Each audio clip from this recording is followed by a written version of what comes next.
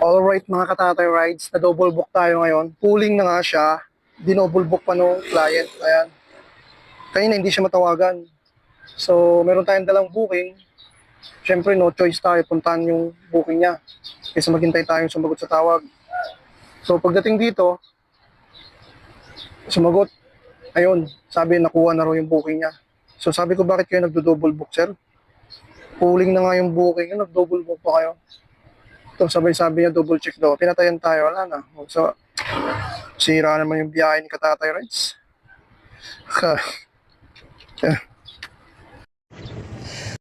Pooling na nga, nag-double book pa si sir. Ano ba yan?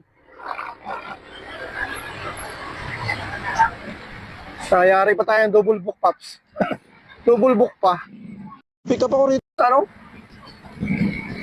Dito, pooling na nga, double book pa. Tinawagan, hindi siya matawagan kanina doon. Doon ako sa Tarancho. Punta dito sa ako yung contact. Tapos nung nakausap ko, tayo na parang nakuha. Sabi ko, ba't kayo nag-double book? Sir, pooling na nga yung booking nyo. Ha?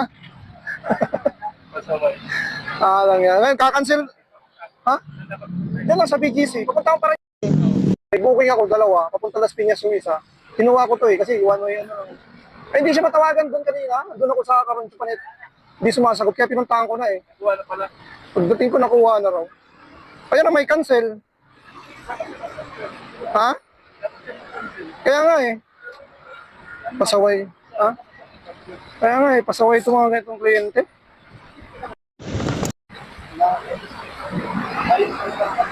Kaya nga eh, tapos pag nag-cancel ka, kasalanan pa natin. Kahit kasalanan ng customer.